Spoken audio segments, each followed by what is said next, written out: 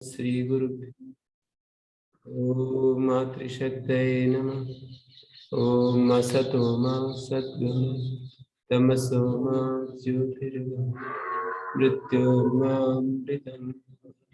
ओम शांति शांति शांति। उपनिषद कक्षा 43 कठोपनिषद। अंगुष्ठ मात्रा पुरुषो मध्ये आत्मनि तिष्ठति। इस शरीर के भीतर अंगुष्ठ मात्र पुरुष, जैसे एक वो होता है ना, बांस होता है, वो अंदर से खाली होता है, उसमें हम अंगूठा डाल देते हैं तो इतने परिमाण में हम उसका अनुभव करते हैं। ये हमारा, जिसको हम हृदय कहते हैं, वो इतने परिमाण वाला है। अंगुष्ठ जितने में हम उस बांस के भीतर अपने अंगुष्ठ परिमाणम हृदय पुंडरीकम, हृदय पुंडरीक जो है वो अंगुष्ठ परिमाण वाला है। और उसमें जैसे तच्छिद्रवर्ती अंतःकरण उपाधि अंगुष्ठ मात्र वंश पर्व मध्यवर्ती अंबरवत, मध्यवर्ती आकाश के समान वंश पर्व, बांस की जो पोरी होती है, एक गांठ से दूसरी गांठ तक जो बांस होता है उसकी जो पोरी होती है, उसको भीतर से देखें तो वो पोली होती है, खाली होती है, उसी की बांसुरी बनती है। तो उतने परिमाण वाला ये पुरुष है। कौन है ये पुरुष? जिसको हम जीवात्मा कहते हैं। बांस के पर्व में जो खाली जगह होती है, आकाश का मतलब खाली जगह, उसके परिमाण वाला ये जीव का परिमाण, मतलब जीव उतनी जगह में हमको अनुभव में आता है। जैसे हम यूं कहें कि ये इस अंगुली के अग्रभाग में हम ध्यान करें, कितना ही ध्यान करें, जीव का अनुभव नहीं होगा। इसी तरह से बहुत सारे स्थान है नासिका के अग्रभाग में, एकाग्रता के लिए हम नासिका का अग्रभाग, ऐसे बहुत सारे धारणा के लिए वहां पर योग शास्त्र में बताए हैं कि नासिका के अग्रभाग में, भ्रुकुटी में, रीढ़ की हड्डी में, कहीं भी एकाग्रता के लिए हम किसी बिंदु का चयन कर सकते हैं। हम अपने मस्तक में, मस्तक के ऊपर जो खाली स्थान है वहां पर हम कहीं भी अपनी एकाग्रता बनाने के लिए कोई आधार ढूंढ सकते हैं। तो यहाँ हमें आत्मा का अनुभव तो नहीं होगा, अपना स्वयं का अनुभव के लिए भी एक विशिष्ट, जैसे हम उदाहरण देते रहते हैं, गाय के संपूर्ण शरीर में दूध है जब वो प्रसव हो चुका है, लेकिन वो दूध तो स्तन में उपलब्ध होता है। सारे शरीर में शुक्राणु होते हैं, सारे शरीर में होते हैं, पर वो टेस्टिकल्स बोलते हैं, उसमें जो है ना उनकी उपलब्धि होती है। तो इस तरह से ये पुरुष ये है, यहाँ पर जीवात्मा के लिए कहा है अंगुष्ठ मात्रा पुरुष, जो हृदय पुंडरीक है, तच्छिद्रवर्ती अंतःकरण उपाधि वाला, अंतःकरण उपाधि है जिसकी, ऐसा ये पुरुष शरीर के भीतर, आत्मा का शरीर है, आत्मा मनी शरीर, मध्य आत्मनि शरीर के भीतर हमारा ये शरीर है। इस शरीर में जो हृदय पुंडरीक है, उस हृदय पुंडरीक में उसकी उपलब्धि होती है। अंगुष्ठ परिमाण वाला ये पुरुष, अंगुष्ठ मात्रा पुरुष, ये पुरुष जो है ना, ये यहाँ पर अंगुष्ठ मात्रा पुरुष जीव है, और उसका ईशानोभूत भव्य से उसके साथ अभेद प्रतिपादन किया जा रहा है। ईश्वरा सर्वभूतानां हृदय से अर्जुन तिष्ठति, ईश्वर सब भूतों के हृदय में मौजूद है। तो ये शरीर है, शरीर में हृदय पुंडरीक है, हृदय पुंडरीक में वो जो अंगुष्ठ मात्र पुरुष है वो मौजूद है, और उसका अभेद प्रतिपादन कर रहे हैं ईशान, भूत भव्य के ईशान के साथ। भूत और भव्य का जो ईशान है, शासक है, जो कालक त्रय का शासक है ना, कालत्रय का जो निर्माता है उसके साथ अभेद प्रतिपादन कर रहे हैं, तो उसको जान करके व्यक्ति फिर जुगुप्सा से दूर हट जाता है। उसको किसके प्रति घृणा होगी या किससे अपने आप को बचाना चाहेगा। पुरुषः पूर्णमनेन सर्वम, पुरुष का मतलब जिससे ये सब कुछ भरा हुआ है। पूर्णमनेन अंगुष्ठ परिमित वेणुवर्ती आकाशस्य उपाधिवशात् अंगुष्ठ परिमाणत्वं यथा तद्वदात्मना। आत्मा का परिमाण बताया जा रहा है, अंगुष्ठ मात्र परिमाण वाला है पुरुष। इसका क्या तात्पर्य हुआ, बार बार मैं इसको दोहरा रहा हूं। इसका ये तात्पर्य हुआ कि आत्मा की उपलब्धि हृदय परिमाण, जो अंगुष्ठ मात्र परिमाण है, इतने स्थान में होती है आत्मा की उपलब्धि। मैंने उदाहरण दिया कि मान लीजिए पैर के नाखून में या अंगुष्ठ में, अंगूठे में ध्यान करेंगे, कितना भी ध्यान करें तो आत्मा की उपलब्धि नहीं होगी। घुटने में करें, कहीं भी स्थान में करें, वो तो हृदय में करेंगे तो उपलब्धि होगी। कहीं भी नहीं होगी आत्मा की उपलब्धि, कहीं नहीं होगी।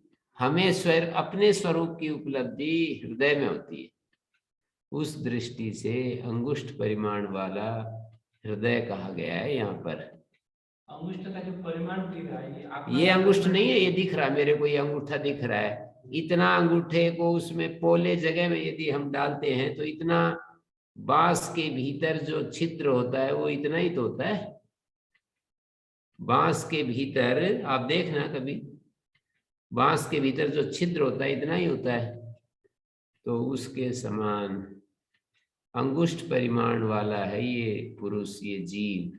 ये अंगुष्ठ परिमाण भी आकाश का परिमाण दे रहा है, जीव का परिमाण नहीं है जी। जीव का परिमाण नहीं है, वो जीव जहाँ रहता है उसका परिमाण। वो तो मैं भी वही कह रहा हूँ, मतलब जीव का परिमाण, तो जीव का क्या परिमाण बताएंगे। उस स्थान में जहां उसकी उपलब्धि होती है वो अंगुष्ठ परिमाण वाला है। जहां उसकी उपलब्धि होती है हमारे शरीर में, हृदय पुंडरीक में, उस हृदय पुंडरीक का परिमाण इतने से छोटे स्थान में उसकी उपलब्धि होती है, ये बताना चाह रहे हैं। और उसका अभेद बता रहे हैं ईशानाभूत भव्यस्य के साथ। प्रत्येक आत्मानम अनुद्य तस्य समानाधिकरण लब्ध तत्पद लक्ष्य स्वरूपता महा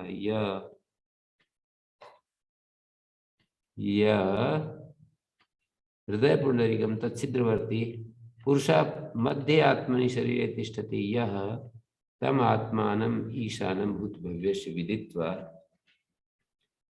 जो है ततस्तद विज्ञानात् ऊर्ध्वम आत्मानम न गोपायितुम इच्छति अभयस्य प्राप्तत्वात्। अभय प्राप्त होने के कारण उस आत्मा अपने आप को बचाने की, रक्षा करने की कोई इच्छा नहीं रहेगी। जब हम अभय हो गए तो फिर किसको बचाएंगे हम। जैसे हम निर्भय हो गए, अब किसको बचाएंगे हम, ऐसा कहना चाह रहे हैं। न ततो विजुगुप्सते, हम अभय को प्राप्त हो गए तो हम किसको बचाएंगे। तो यहाँ पर अंगुष्ठ मात्रा, जिस स्थान में आत्मा की उपलब्धि होती है वो अंगुष्ठ परिमाण है। अंगुष्ठ मात्रा पुरुषो मध्य आत्मा, शरीर के मध्य में रहता है, शरीर में रहता है, शरीर के मध्य में रहता है। ईशानो भूत भव्य से, भूत और भव्य का जो ईशान है वो प्रत्येक आत्मा जो हमें हृदय पुंडरीक में जिसके अनुभव होता है, उस पुरुष का अभेद है वो जो भूत भव्य का ईशान है। जैसे मांडुक्य उपनिषद में सुसुप्त अवस्था का वर्णन करते समय ये कहा कि यत्र न कंचन कामम कामयते न कंचन स्वप्नम पश्यति तत्सुसुप्तम, जहां पर कोई कामना नहीं करता है, कोई यत्र न कंचन कामम कामयते न कंचन स्वप्नम पश्यति, किसी स्वप्न को नहीं देखता, उसको सुसुप्त अवस्था कहते हैं। फिर ये कहा कि वो सुसुप्त अवस्था कैसी है, तो उसके लिए ये कहा कि आनंद भुक, आनंदमय, चेतो मुख, प्रज्ञान धन, प्राज्ञ, तृतीय पाद, ऐसे वहां पर शब्द बोले। फिर अगला ही मंत्र, छठे मंत्र में कहा स एष सर्वज्ञ सर्वेश्वर, स ऐसा सर्वज्ञ सर्वेश्वर सर्वांतर्यामी प्रभवाप्य विभूतानाम। ये मांडुक्य उपनिषद का छठा मंत्र मैंने आपके सामने रखा। तो उस मंत्र को, जो छठा मंत्र मैंने आपको बताया, इस मंत्र में स ऐसा ऐसा शब्द डाला है।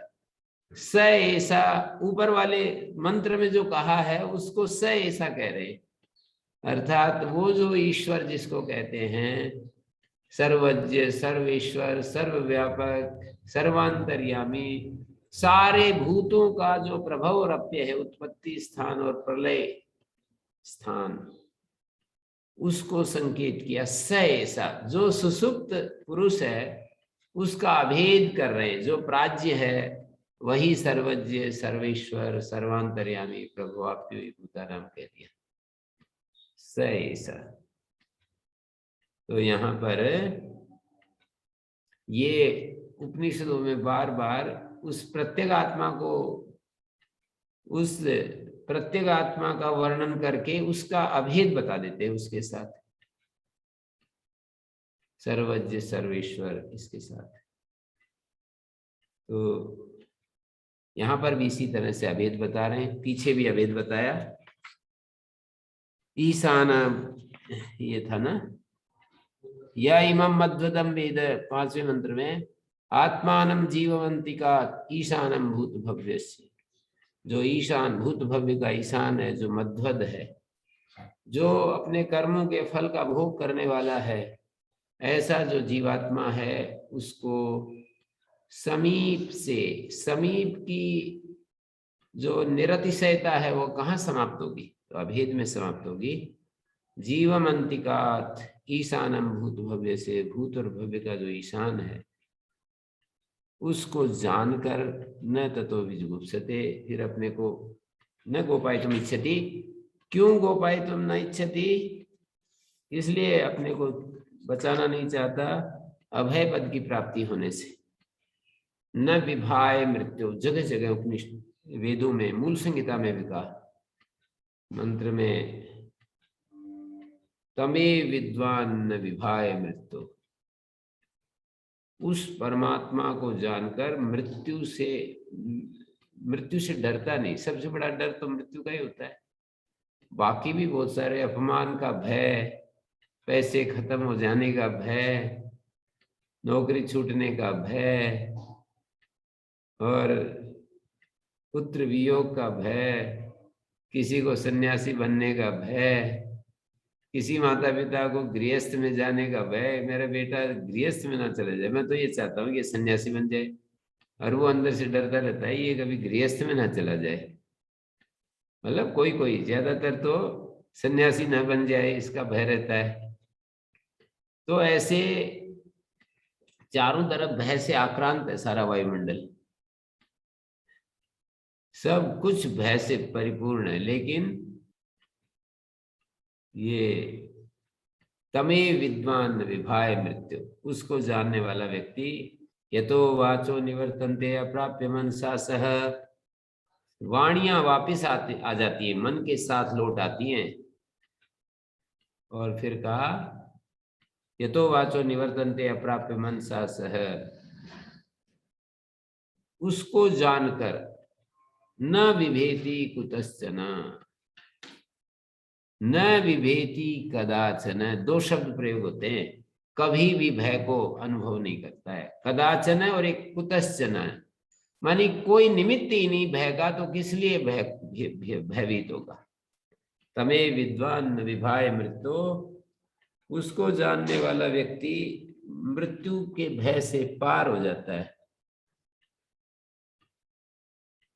तो यहाँ पर भी इसी तरह से बार बार कह रहे हैं कि न विजुगुप्सते, अपने को अभय पद प्राप्त हो गया तो फिर क्यों डरेंगे हम। तो अंगुष्ठ परिमाणम जीवम अनुद्दे, जीव का अनुवाद करके, अनुवाद करने का मतलब उसका कथन करके, उसको उद्देश्य बनाकर,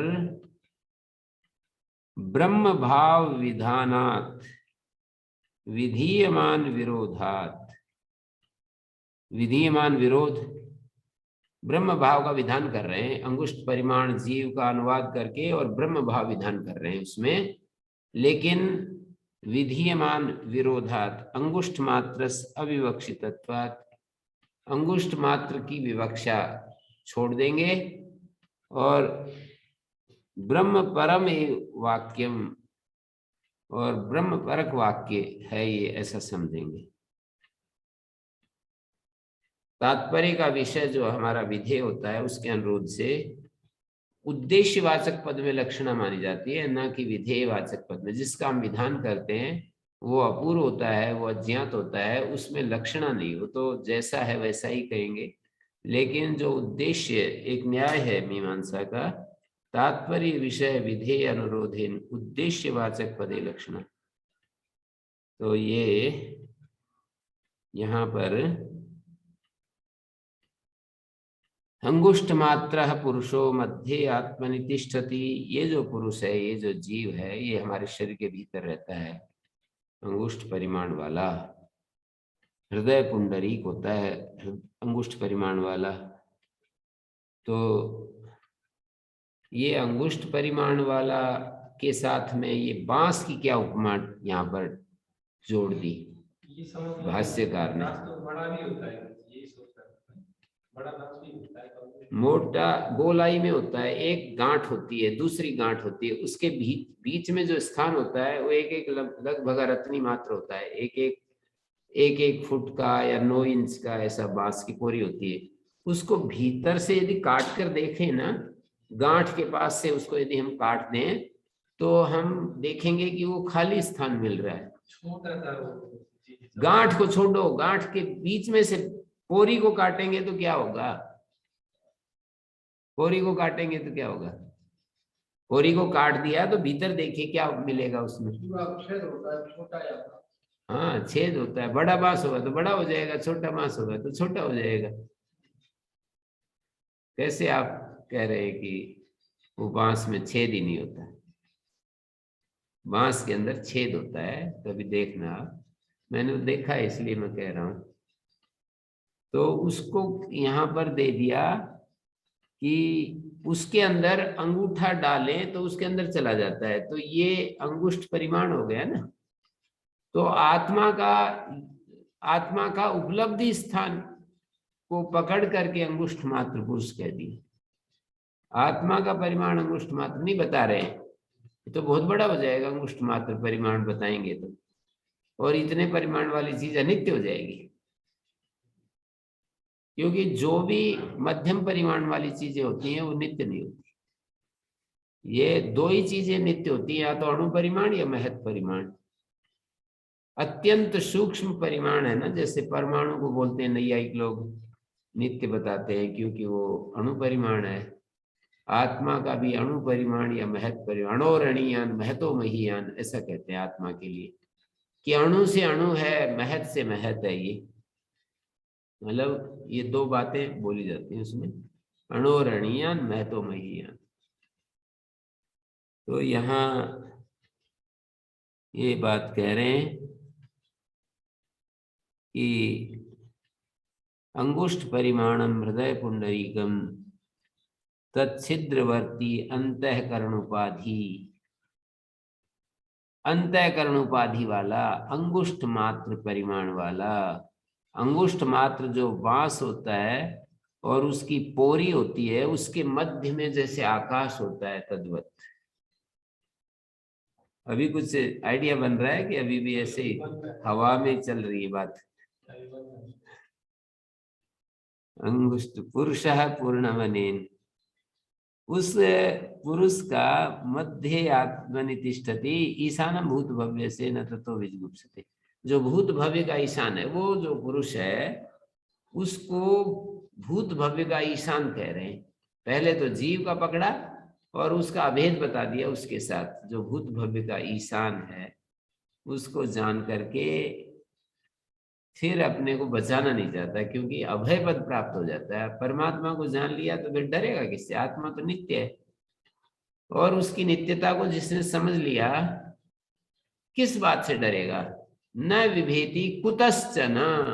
एक जगह मंत्र में है, तैत्तिरीय उपनिषद के आखिरी पर्याय में, न विभेति कुतश्चन यतो वाचो निवर्तन्ते अप्राप्य मनसा सह, अप्राप्य मनसा सह, वाणियां जिससे वापिस लौट आती हैं, और अप्राप्य मनसा सह, और फिर ये कहा एक पुस्तक में,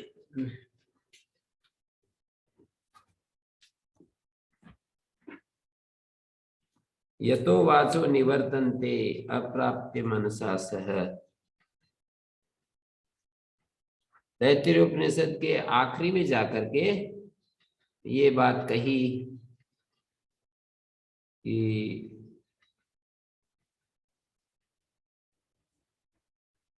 यतो वाचो निवर्तन्ते, हाँ, आनंदम ब्रह्मणो विद्वान न विभेति कदाचन। दो पाठ है। आनंदम ब्रह्मणो विद्वान न विभेति कुतश्चन न विभेति कदाचन। कदाचन पहले ब्रह्मानंद वल्ली में 5वें अनुवाक में न विभेति कदाचन ऐसा मिलता है। न विभेति कदाचन चौथे अनुवाक में है, 5वें में है ये, चतुर्थ अनुवाक में, 5वें अनुवाक में आनंदम ब्रह्मणो विद्वान न विभेति कदाचन, आखिरी में जाकर के न विभेति कुतश्चन। ये दो शब्द कैसे, किस तरह से? कदाचन का मतलब सदा निर्भय हो जाता है, कुतश्चन का मतलब निमित्त ही नहीं है भय का। कुतश्चन किस निमित्त से वो भयभीत होगा? कोई निमित्त ही खत्म हो गया। एक जगह अभय हो जाता है, ब्रह्म के आनंद को जानने वाला निर्भय हो जाता है। न विभेति कदाचन, वो कभी डर, उसके भीतर से भय निकल जाता है। और न विभेति कुतश्चन, और वो व्यक्ति कभी भी किसी चीज से भयभीत नहीं होता है। कोई निमित्त उसका भय का बचता नहीं है।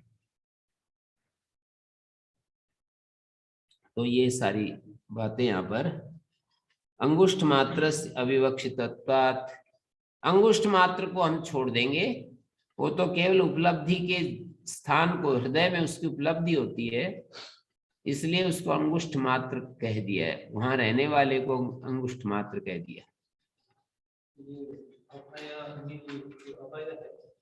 उसको न जानना अज्ञानी अभय है, ऐसा?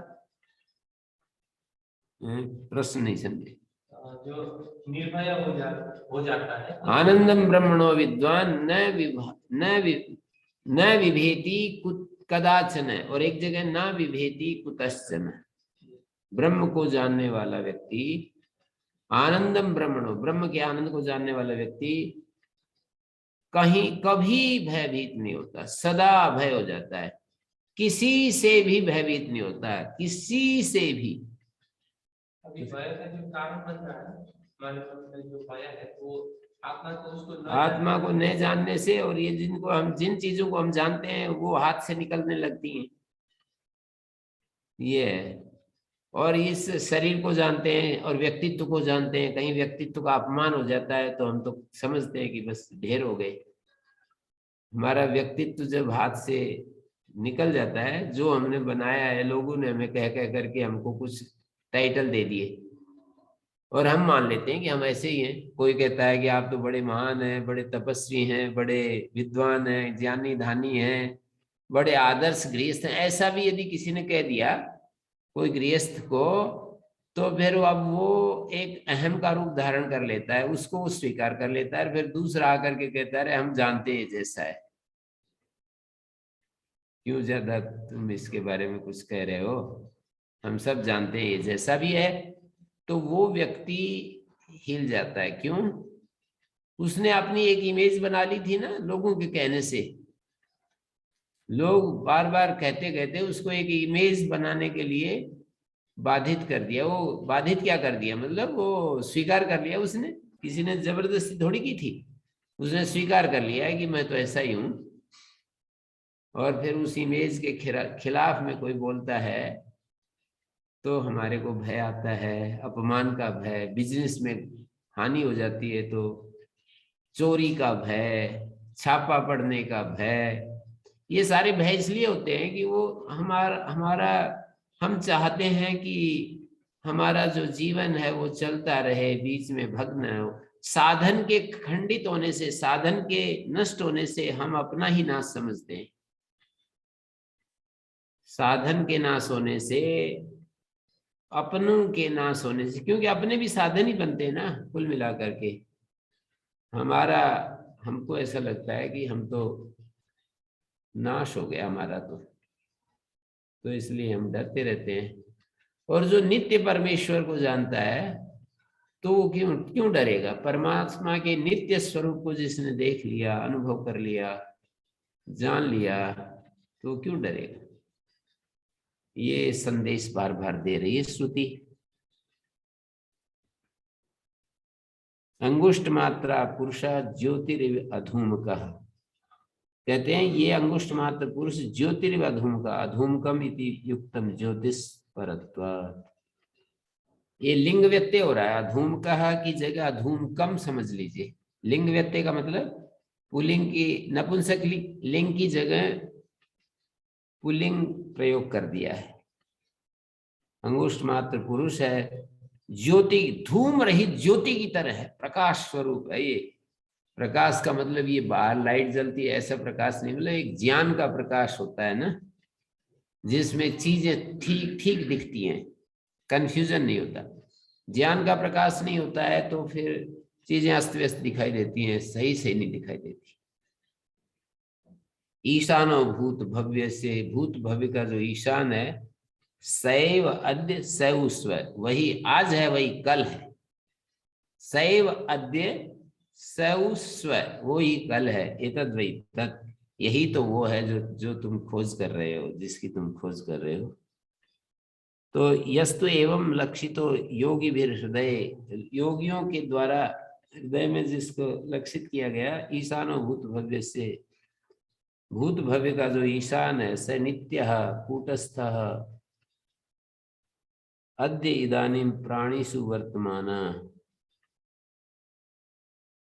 भूत भव्य से नित्य कूटस्थ अद्य इदानीं प्राणिषु वर्तमान स सो अभिवर्तिष्यते, वही कल भी वो करेगा।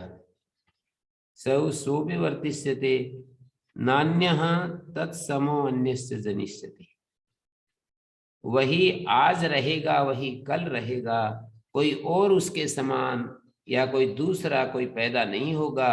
अने न्यायम अस्ति इति चैके इत्येन पक्षो न्याय तो अप्राप्तो भी, इसलिए न्याय से ये जो न्यायम अस्ति इति चैके, कुछ लोग कहते हैं, नचिकेता ने शुरू में प्रश्न किया था, कुछ लोग कहते हैं कि आत्मा नाम की कोई चीज नहीं है।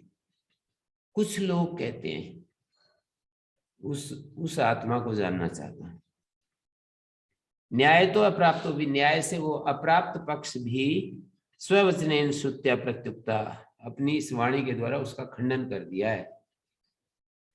स्ववचनेन प्रत्युक्ता तथा क्षण भंगवाद से, क्षण भंगवाद का भी खंडन कर दिया है। सैव अद्य सैव स्व, वही आज है वही कल है, मतलब वो कभी भी नष्ट नहीं होता है, वो है। कुछ लोग कहते हैं कि वो कोई नहीं है, तो जो जिसके लिए हम कहेंगे वही आज है वही कल है, इसका मतलब उसको नहीं का तो कोई सवाल ही नहीं है। जिसको श्रुति ये करेगी वही आज है वही कल है, तो नहीं की तो कोई बात ही नहीं है फिर। और दूसरी बात,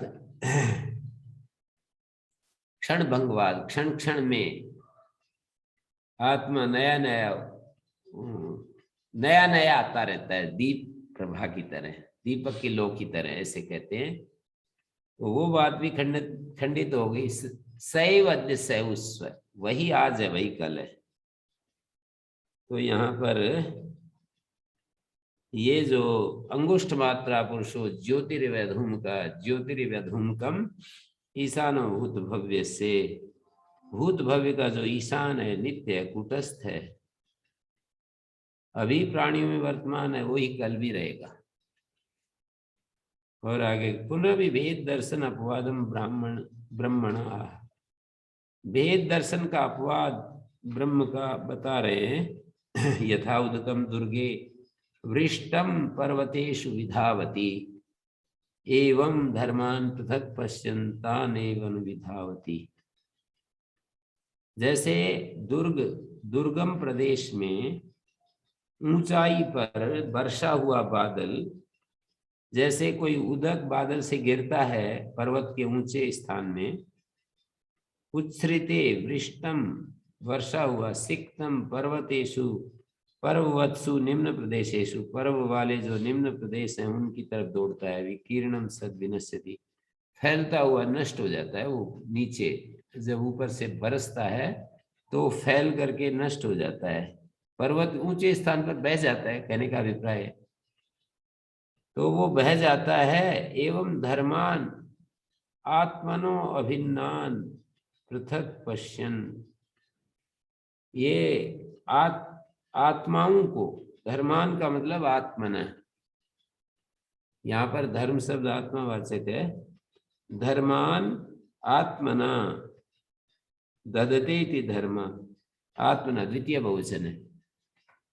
इन धर्मों को, माने इन आत्माओं को, पृथक पश्यन, अलग अलग देखता हुआ, अभिन्नान पृथक पश्यन, हैं तो उस परम आत्मा से अभिन्न, पर उनको अलग अलग देखता हुआ, पृथक एव प्रति शरीरम पश्यन, पृथक ही प्रत्येक शरीर में देखता हुआ, तान एव शरीर भेदान, तान एव शरीर भेदानुवर्तिना अनुविधावती, उन्हीं शरीर भेदानुवर्ती उन्हीं रूपों के पीछे चलता रहता है।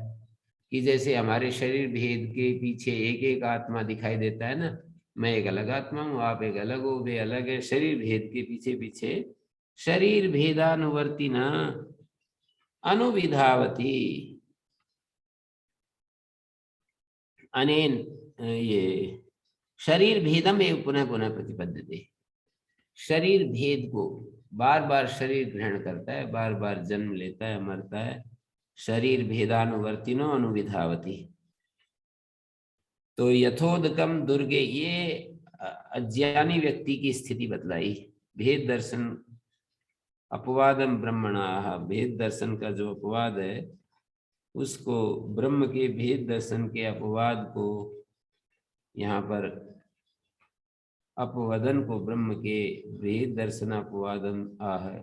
यथोदकम दुर्गे दुर्गमे देशे उत्सृते, वृष्टम सिक्तम पर्वतेषु पर्ववत्सु निम्न प्रदेशेषु विधावती, विकीर्णम सद्विनश्यति, फैलता हुआ नष्ट हो जाता है। ऐसे इन आत्माओं को अभिन्नान पृथक पश्यन, पृथक एव प्रति शरीरम पश्यन, तान एव शरीर भेदानुवर्तिना, उन्हीं शरीर भेद का अनुगमन करने वाले, अनुसरण करने वाले, उनके पीछे पीछे अनुविधावती, शरीर भेद को पुनः पुनः प्राप्त होता रहता है।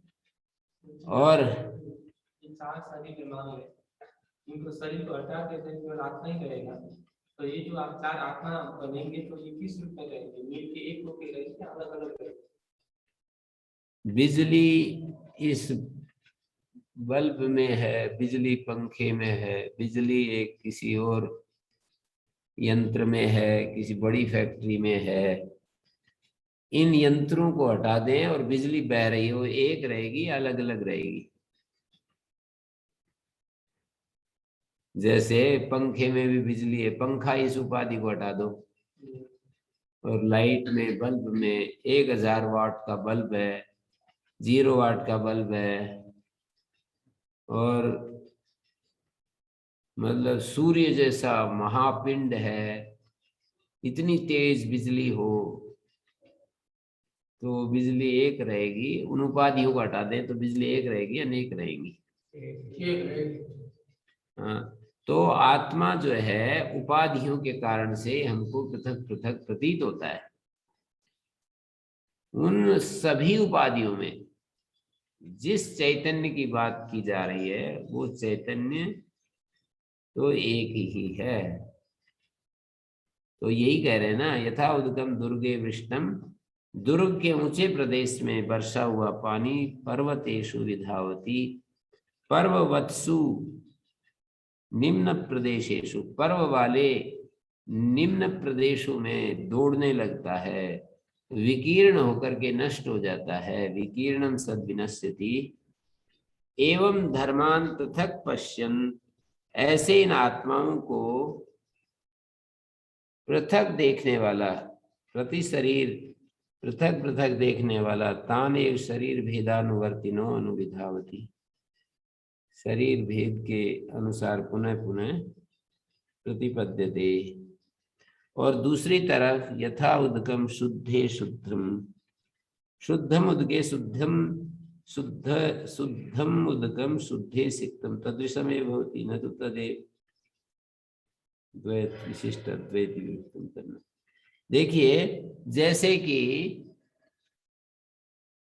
जल होता है, एक पात्र में बिल्कुल गंगा जल रखा हुआ है, और या वर्षा का जल हजारों पात्रों में रखा हुआ है, और बारिश हो गई तो वो शुद्ध जल में शुद्ध जल आकर मिल गया, तो वो पृथक हो जाते हैं या वही रहते हैं? तो कहेंगे वही रहते हैं। यथा उदकम शुद्धे शुद्धम आसिक्तम तादृक एव भवति, वैसा ही तो होता है। विद्यावतो विध्वस्त उपाधिकृत भेद दर्शन से, विद्यावान होता है जिसने विध्वस्त कर दिए उपाधिकृत भेद दर्शन, विध्वस्त हो गया है या विध्वस्त कर दिया है उपाधिकृत भेद दर्शन जिसने। विशुद्ध विज्ञान घन एक रस, विशुद्ध विज्ञान घन एक रसम अद्वयम आत्मानम पश्यतो, अद्वय परमात्मा को देखता हुआ विजानता, मुनेर मननशीलस्य, एवं मुनेर विजानता, मननशीलस्य, मुनि का अर्थ किया, मननशीलस्य आत्मस्वरूपम कथम संभवति, आत्मस्वरूप कैसा होता है? तो कह रहे यथा उदगम शुद्धे प्रसन्ने, निर्मल जल में शुद्धम प्रसन्नम आसिक्तम प्रक्षिप्तम एक रसमेव, वो एक रस हो जाता है, नान्य था, तादृक एव भवति, मतलब वही हो जाता है, आत्मा भी एवं एव भवति एकत्वम विजानता मुनेर मननशीलस्य। हे गौतम, ऐसा ही विज्ञानवान जो मननशील मुनि है उसके आत्मा की का एकत्व हो जाता है, एकमेव भवति एकत्वम भवति, एकत्व हो जाता है विजानतः। तस्मात् कुतार्किक भेद दृष्टिम नास्तिक दृष्टिम च, ये कुतार्किक गलत तर्क करने वाले जो लोग हैं उनकी भेद दृष्टि और नास्तिकों की कुदृष्टि, इन दोनों को छोड़कर मातृ पितृ सहस्रेभ्यो भी हितैषिणा वेदेन, हजारों माता पिताओं से भी अधिक हित चाहने वाला जो वेद है, ये मैंने ये भाष्यकार की पंक्तियों को पढ़ते हुए एक बात देखी कि वेद को हजारों हजारों माता पिताओं से भी हित चाहने वाला, ऐसा संकेत करेंगे बार बार। श्रुति अनुकंपन श्रुतिराह, अनुकंपा करती हुई श्रुति बोलती है। तो वहीं महर्षि दयानंद अपने ग्रंथों में परमेश्वर की महिमा, जैसे ये आचार्य शंकर श्रुति को परम स्थान पर रखते हुए उसको करुणामय दिखाते हैं, वैसे ही ये एक एक बिंदु पर फोकस है दोनों महान पुरुषों का। एक श्रुति, वही शब्द श्रुति के वेद के लिए प्रयोग करते हैं, दूसरे वही शब्द परमात्मा के लिए प्रयोग करते हैं। कुछ मुझे तो अंतर दिखाई देता नहीं है, देता होगा किसी को। परमात्मा की महिमा स्वीकार करते हैं, परमात्मा की उपस्थिति को नमन करते हैं, उसको कृपालु, दयालु और हमारे बंधन को काटने वाला और ये सब कहते हैं भक्त हृदय होने के नाते। और ये ज्ञानी होने के नाते श्रुति हजारों सहस्त्रों, देखिए शब्द कैसे हैं, मातृपितृ सहस्रेभ्यो भी हितैषिणा वेदेन, माता पिताओं से भी अधिक, सहस्रों माता पिताओं से अधिक हित चाहने वाले वेद के द्वारा उपदिष्टम आत्म एकत्व दर्शनम शांत दर्पैरादरणीयम, अपने घमंड को, अहंकार को छोड़ करके आदर देना चाहिए। यानी अपने अहंकार का त्याग करके हमें उस पर फोकस करना चाहिए। नास्तिक भेद दृष्टि, क्षणिक विज्ञान संतान आत्मभेद दृष्टि ही, क्षणिक विज्ञान संतान जो आत्मभेद दृष्टि, सर्वापेक्षा पितरो हित कृत्वम प्रसिद्धम, सबकी अपेक्षा से माता पिता हमारा हित चाहने वाले होते हैं। देख माँ बाप जो है ना, वो संतान के लिए कितना कुछ करते हैं, कितना कुछ करते हैं, सारी जीवन भर कमा कमा करके उनको देते रहते हैं। श्रुति तो अन्य सम्यक हितैषित्वम न, श्रुति से अन्य सम्यक हित चाहने वाला कोई संसार में कोई दूसरा है नहीं। श्रुति से अन्य, श्रुति उक्तम अद्वैत दर्शनम एव आदरणीयम श्रद्धा भक्ति, श्रद्धा और भक्ति के द्वारा, श्रद्धा और भक्ति के साथ जो अद्वैत दर्शन श्रुति ने हमारे सामने रखा है उसको हमें आदर देना चाहिए। तो जैसे जल में जल डाला हुआ, शुद्ध जल में शुद्ध जल डाला हुआ, ताद्रिक एव भवति एवं मुनेर विजानता, इस प्रकार विज्ञानवान विजानता मुने मननशीलस्य आत्मा आत्मा भी एवं एवं मैंने एकत्व विजानता मुनेर मननशीलस्य। गौतम, एकत्व को देखने वाला जो मुनि है उसका आत्मा शुद्ध हो जाता है। तस्मात् माने शुद्ध जल में शुद्ध जल डालने से जैसे वैसा ही होता है, ताद्रिक आत्मा भी एवं होती है, आत्मा भी की स्थिति वैसे ही होती है, उस परम ब्रह्म जैसे होता है, सर्वत्र व्यापक जो ब्रह्म होता है, और हमारा इस शरीर में परिच्छिन्न जो आत्मा होता है उसको उसके साथ एक कर दें तो बस जैसे जल में जल मिल गया ऐसी स्थिति हो जाती है। तो एवं मुनेर विजानता आत्मा भवति गौतम। तो ये कठोपनिषद के दूसरे अध्याय की प्रथम वल्ली पूरी होती है। किसी का कुछ प्रश्न है तो पूछ सकते हैं। नमस्ते स्वामी जी। प्रणाम गुरु जी। जी जी वेट करिए प्रद्युमन जी।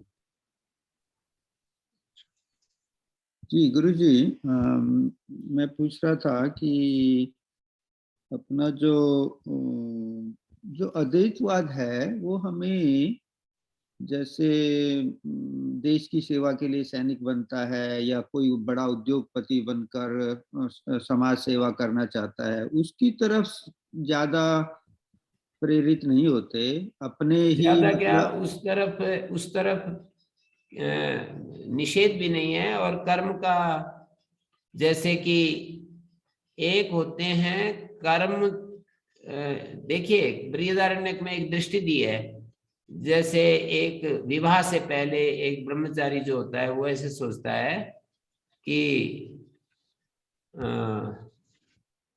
वो अकेला होता है तो फिर जाया मेष्यात अथ प्रजाए, कि मेरे पास पत्नी होनी चाहिए, मैं अपने आप को उसमें उत्पन्न कर सकूं।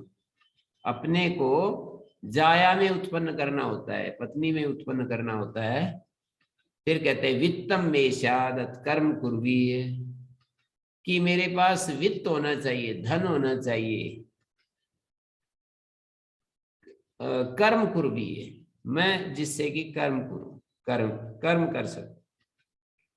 आजकल तो कर्म इसलिए करते हैं कि धन कमाने के लिए। अब वहां की दृष्टि ऐसी है कि मेरे पास वित्त हो कि मैं कर्म कर सकूं, और कर्म में वैदिक और लौकिक दोनों ही कर्म आ जाते हैं।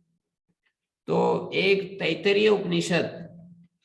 तैत्तरीय उपनिषद में शिक्षावल्ली में जब कॉन्वोकेशन बोलते हैं ना, दीक्षांत भाषण जब होता है आचार्य की तरफ से, जब आचार्य के पास से गुरुकुल से छोड़ करके जब जाता है, तो उन मंत्रों को यदि हम ध्यान से देखें तो उससे पता लग जाएगा कि उपनिषद हमको कर्म के प्रति उपनिषद की क्या दृष्टि है। उपनिषद ये कहती है, मैं आपको बता रहा हूं, उपनिषद वेदम अनुच्चाचार्यो अंतेवासिनम अनुशास्ति। वेदाध्ययन करने के बाद आचार्य शिष्य को उपदेश देता है, सत्यम वद धर्मम चर स्वाध्याय मा प्रमद आचार्याय प्रियम धनमाश्रित्य प्रजातंतुम मा व्यवच्छेत्सि। यहाँ आचार्य के लिए प्रिय धन ला करके, तो धन की तो माने वो तो कहा नहीं है कि धन बिल्कुल कमाना उपनिषद की दृष्टि में निषिद्ध है।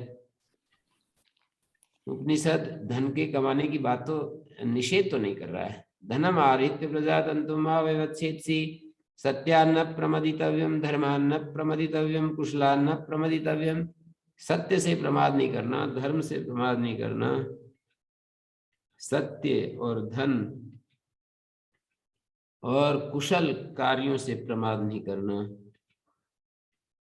कुशल मानी कर्तव्य कर्म करते रहना। आत्म रक्षा में उपयोगी कर्म से प्रमाद नहीं करना। भूत्यै न प्रमदितव्यम, और ऐश्वर्य के लिए प्रमाद नहीं करना। अध्ययन अध्यापन से प्रमाद नहीं करना। आत्मरक्षा में उपयोगी जो कर्म है, भूत्यै न प्रमदितव्यम। देव पितृकार्याभ्याम न प्रमदित। मातृदेवो भव, पितृदेवो भव, आचार्य देवो भव, अतिथि देवो भव, यानी अन्वद्यानि कर्माणि तानि सेवितव्यानि नोत्तराणि। वो कह रहे हैं आचार्य लोग, जो हमारे अच्छे कर्म है ना, उन्हीं का अनुष्ठान करना है, नकल करनी है। हमें भी कोई तुम्हारी बुद्धि के अनुसार हमें में भी कुछ ऐसी दिखे न्यूनता, तो उसको हमारे माता पिता गुरुजन ऐसा कर रहे हैं तो हम भी कर रहे हैं, ऐसा नहीं सोचना। क्योंकि तुम्हारा विवेक जागृत हो गया है, अध्ययन करते करते समर्थ हो गए हो तुम्हें ठीक और गलत का निर्णय करने में, तो उसमें नकल, अंधा होकर के नकल नहीं करनी।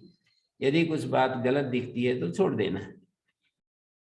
और नो इतराणी ये कि अस्मत् श्रेयांसो ब्राह्मण, जो हमसे आगे बढ़े हुए ब्राह्मण हैं उनका आदर करना। श्रद्धया देवम अश्रद्धया देयम, श्रिया देयम ह्रिया देयम भिया देयम संविदा देयम, अत्यधिते कर्म विचिकित्सा वा वृत्त विचिकित्सा वा स्यात्। और यहाँ पर भी ऋतम च स्वाध्याय प्रवचने सत्यम च स्वाध्याय प्रवचने, यहाँ ये नवम अनुवाक में भी तपस्य स्वाध्याय प्रवचने दमस्य स्वाध्याय, ये जरूर है कि स्वाध्याय प्रवचन पर बहुत ज्यादा बल दिया है। धन को कमाते हुए भी स्वाध्याय प्रवचन को बहुत ही अधिक महत्व दिया है, क्योंकि इसमें मिल रहा है ना, अग्निहोत्रम से स्वाध्याय प्रवचने, अतिथयस्य स्वाध्याय प्रवचने, अतिथि सेवा करते हुए, मानुषम च स्वाध्याय, मनुष्य संबंधी व्यवहारों को करते हुए, प्रजा उत्पादन और उसको योग्य बनाना, ये सब कर्म में ही तो आता है। प्रजनश्च स्वाध्याय प्रवचने प्रजातिश्च स्वाध्याय प्रवचने सत्यम इति सत्यवचार अतितरा। ये सत्य को, तप को, इन सब को महत्व देते, ये तो पक्का है, पर कर्म को निषेध नहीं करे। लौकिक वैदिक कर्म भी, यहाँ पर बृहदारण्यक में पहला अध्याय तो पूरा कर्म की महिमा गाता है। वो पुत्र को अपना उत्तरदायित्व देता है पिता। तुम यज्ञ तुम लोका तुम ब्रह्म, तुम यज्ञ हो, तुम लोक हो, तुम ब्रह्म हो। मैं जो कर रहा था वो अब तुम्हें करना है। तो ये मेरे को समझ में आया कि कर्म का निषेध नहीं है। कर्म जो हमारी प्रकृति के अनुसार जैसे राजा भी होते थे, जनक, अजात शत्रु, अश्वपति आदि राजा होते थे। प्रजा को वो राज्य संचालन तो बहुत बड़ा कर्म होता है, तो वो कर्म कर रहे थे। उनके दृष्टांत दिए हैं कि वो कैसे जी रहे थे, कैसी उच्च चेतना में थे। तो ये सारी बातें हमें देखनी है। कर्म का सर्वथा निषेध नहीं है, कर्म जो है हमें करना है, और कर्म को करते हुए हमें स्वाध्याय, प्रवचन, धर्म, सत्य, इन सब को भी, तपश्चर्या, ये सब भी हमें बनाए रखना है। जी गुरु जी। प्रद्युमन जी। जी जी। जी गुरु जी, लौकिक धन्यवाद। वैदिक कर्म होते हैं दो प्रकार के, खेती आदि लौकिक कर्म है, यज्ञ याग आदि वैदिक कर्म।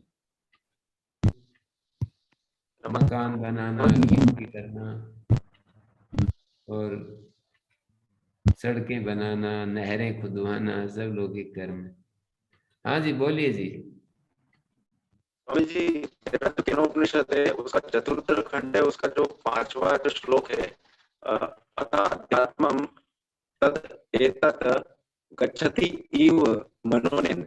यहाँ पर ये बोला जा रहा है कि मन जो होता है वो जाता हुआ प्रतीत होता है, लेकिन उसमें संकल्प होते हैं और वो उपासना में लीन कर देता है सतत को। तो मेरा प्रश्न ये था कि मन हमारे अंदर होता है, उससे कुछ तरंगें करती है या विचार करना उसके, यदि बाहर जाता है तो एक मैंने दृष्टिकोण बनाया है, वो पूछ रहा हूँ इससे। किसी को वाणी इनकी समझ में आई तो एक बार वो अपने नहीं समझ में आ रही है। शेखर जी को कहूंगा एक बार दोहरा दें। नहीं समझ में आ रही है गुरु जी, बिल्कुल स्पष्ट नहीं है बिल्कुल भी। यह कहा स्वामी जी कि जो मन होता है जब ईश्वर को स्मरण करता है तो वो जाता हुआ प्रतीत होता है, लेकिन वो बार बार परमात्मा को ब्रह्म में लीन करता है संकल्प के, मतलब मन वहीं रहता है लेकिन वो जाता हुआ प्रतीत होता है बार बार। जी, के अंदर का मननेन गच्छति इव शब्द आया है इसमें। जी, गच्छति यदेतद् गच्छति मना अनेन च एतद्। हाँ, इसमें जैसे इन्होंने केनोपनिषद की बात दिला दी, और शेखर जी को कहूंगा इसमें ब्रह्म विद्या के लिए प्रतिष्ठा बताया कर्म को, तपोदमा कर्म इति प्रतिष्ठा। आखिरी जो मंत्र है उससे पहले वाला, केनोपनिषद का अंतिम मंत्र से पहले वाला मंत्र में कहा है तस्याः ब्रह्म विद्याया तपोदमा कर्म इति प्रतिष्ठा। तप, दम और कर्म लौकिक वैदिक कर्म, जहां भी कर्म शब्द आता है तो उसको लौकिक वैदिक कर्म, और कुर्वन्नेवेह कर्माणि जिजी विशेषतम समा, वो तो प्रसिद्ध है ही वेद मंत्र कि कर्म करते हुए 100 वर्ष जीने की इच्छा करो। मानी जिन लोगों को आत्म ज्ञान हो जाता है उन्हीं को केवल कर्म से मुक्ति दिलाते हैं कि वे अपना निरंतर अहोरात्र ब्रह्म में लीन रहें। पर जो ये नहीं कर सकते उनको तो कर्म करना ही चाहिए, अन्यथा वो कहीं के भी नहीं रहेंगे। स्वामी जी, इसमें आखिर में सकता है जी, अंत में मनोनयन और उसके बाद में एक बड़ा शब्द है, फिर लास्ट में संकल्प शब्द आया है 5वें में। ठीक है, मैं देखता हूँ अब आप वाले मंत्र को ही देखता हूँ। आपने ये जो 5वां मंत्र है इस पर विचार करने के लिए कहा। तो अध्यात्म पहले तो अधिदैवत पक्ष को दिया है, अथा तस्य एष आदेशो यदेतद् विद्युतो व्यद्युतता इति न्यमीमिषदा इति, ये आ उपमा के लिए है, विद्युत के विद्युतन की तरह उसका जो ये आदेश है, तस्य एष आदेश, प्रकृत ब्रह्म का जो आदेश है मानी उपमा से उपदेश है। निरुपम ब्रह्म का जिस उपमा से उपदेश, वह उसको आदेश कहा है। उस उपमा के द्वारा जो उसका कथन है उसको आदेश शब्द से कह दिया, उपमोपदेशा, उपमा से उपदेश।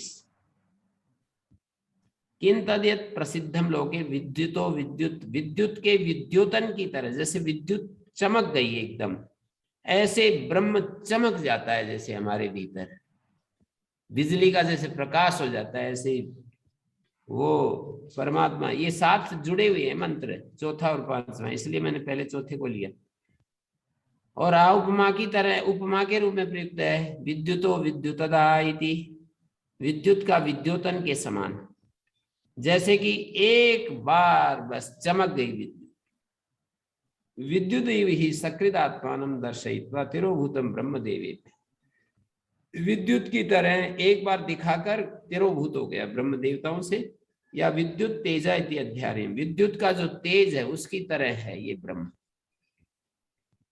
विद्युतत् विद्योतितवत्, विद्युत का अर्थ है विद्योतितवत्, विद्युतः तेजा सकृत विद्योतितवत् एव इति अभिप्राय। इति शब्द आदेश प्रति निर्देशार्थ इति अयम् आदेशः। इति शब्द आदेश का समअप करने के लिए है, आदेश प्रति निर्देशार्थ। इति अयम् आदेश है, ये आदेश है। और इत शब्द चय के अर्थ को दे रहा है, समुच्चय का मतलब चकार के अर्थ को दे रहा है। अयम च अपरः तस्य आदेश, ये उस ब्रह्म का दूसरा एक आदेश है। न्यमी में सत, जैसे आंख का एकदम आंख खुलती, मीचते हैं और फिर खोलते हैं तो एकदम प्रकाश जैसा हो जाता है, सब जगह चीजें दिखाई देने लगती हैं। ये दूसरा उपमा से आदेश है। यथा चक्षुर न्यमी मिशत निमेशम कृतवत, आंखें जैसे निमेश, आंख बंद की एक बार और फिर खोल दी। ये न्यमी मिशत जो है स्वार्थ में नीचे। चक्षुषो विषयम प्रति प्रकाश तिरोभावई, जैसे आंख का विषय के प्रति प्रकाश और तिरोभाव है, आंख बंद कर लें तो चीजें गायब हो जाती हैं, और जैसे आंखें खोलते हैं तो चीजें प्रकाशित हो जाती हैं। इस तरह से ब्रह्म इति अधिदैवतम देवता विषय ब्रह्मणा उपमान दर्शनम, ये अधिदैवत देवता विषय ब्रह्म का उपमान दर्शन है। अब आप वाले मंत्र पर आ रहा हूं। अथनंतरम अध्यात्म प्रत्यगात्म विषय आदेश उच्यते, प्रत्यगात्म विषय में आदेश कहा है। अध्यात्म का मतलब आत्मा के विषय में आदेश। यदि तद गच्छति च मना एतद् ब्रह्म ढोकते विषयी करोति यच्च अनेन मनसा एतद् ब्रह्म उपस्मरति समीपता स्मरति साधको अभीक्षणम भृशम संकल्पश्च मनसो ब्रह्म विषयः। ये जो है अध्याय करेंगे। संकल्पश्च ब्रह्म विषय संकल्प, मन का ब्रह्म विषय जो संकल्प है वह भृशम अच्छे प्रकार से, अभीक्षणम का अर्थ होता है खूब, खूब बोलते हैं ना, एनफ, पर्याप्त। साधक जो है खूब ब्रह्म विषयक संकल्प, मन का जो ब्रह्म विषयक संकल्प है वो साधक के अंदर उठता है, स्मरण करता है, उठता है, उसको स्मृति में आता है, बार बार स्मृति पथ पर आता है। तो यदि तद गच्छति व मना अनेन च एतद उपस्मरति, अनेन मानी इस मन के द्वारा, एतद उपस्मर इस ब्रह्म का चिंतन करता है। उपस्मरति संकल्पयति, संकल्पयते इसका संकल्प करता है, चिंतन करता है। समीपता स्मरति, उपस्मरति मानी समीप से उसका स्मरण करता है साधक। मनोपाधिकत्वाद मनसा संकल्प स्मृति आदि प्रत्यय अभिव्यज्यते ब्रह्म, मन उपाधि वाला होने से ब्रह्म जो है हर चीज उपाधि बन जाती है। यदि हम देखेंगे मन उपाधि, इंद्रिय उपाधि, प्राण उपाधि, सूर्य उपाधि, चंद्र उपाधि, उपाधि उसको एक परिच्छिन्न करने वाला फैक्टर होता है उपाधि। जैसे हम कहते हैं ब्रह्म मन उपाधि वाला है, तो ब्रह्म को हमने उस एरिया में सीमित कर दिया, मन के साथ उसको सीमित कर दिया है। प्राण उपाधि वाला, प्राण उपाधि वाला, प्राण के साथ उस ब्रह्म को हमने सीमित कर दिया है। और सूर्य उपाधि वाला, चंद्र उपाधि वाला, पृथ्वी उपाधि वाला, विराट उपाधि वाला, हिरण्यगर्भ उपाधि वाला, सूक्ष्म उपाधि वाला, स्थूल उपाधि वाला, ये सारे प्रयोग इसी तरह के हैं। मन उपाधि वाला, स्थूल उपाधि वाला, विराट उपाधि जो है स्थूल उपाधि, हिरण्यगर्भ उपाधि वाला सूक्ष्म, प्राण उपाधि वाला, बुद्धि उपाधि वाला, मन उपाधि वाला। तो मन उपाधि वाला होने से मनसा संकल्प स्मृति आदि प्रत्यय अभिव्यज्यते, मन के संकल्प और स्मृति आदि जो प्रत्यय उत्पन्न होते हैं उनसे वो ब्रह्म अभिव्यक्त होता है। विषयी क्रियमाणमेव, जैसे कि ऐसे व्यक्त होता है जैसे कि मानो कि हम उसको विषय बना रहे हैं।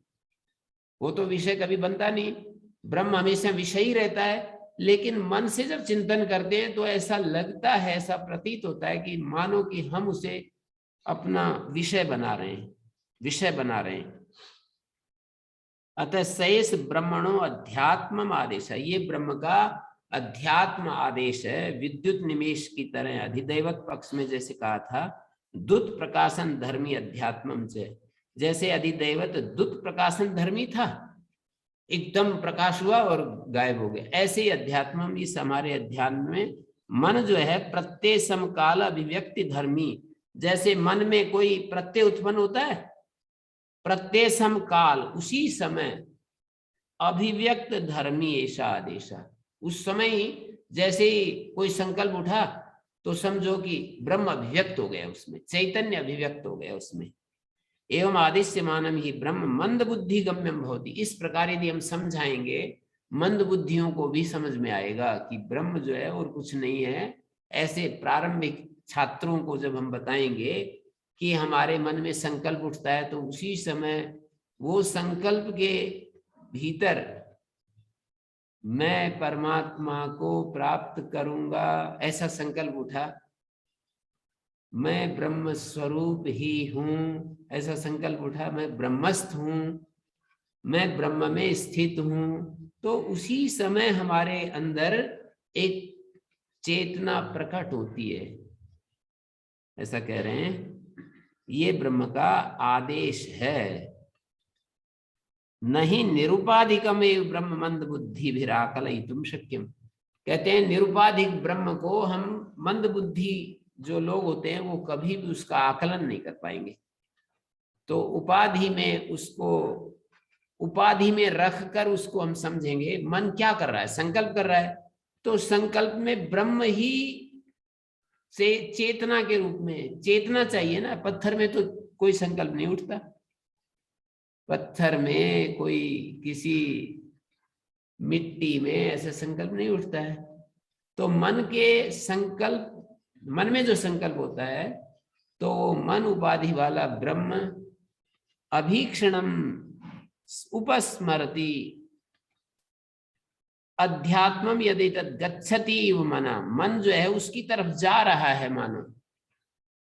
एतद अनेन एतद, साधक जो है इस मन के द्वारा उस ब्रह्म को स्मरण कर रहा है नजदीक से। अभीक्षणम संकल्प, ब्रह्म का जो संकल्प है, ब्रह्म विषय जो मन का संकल्प है वो खूब भृशम अभीक्षणम, भृशम गच्छति, वो संकल्प उधर जा रहा है। तो इससे ज्यादा तो हम कह नहीं पाएंगे।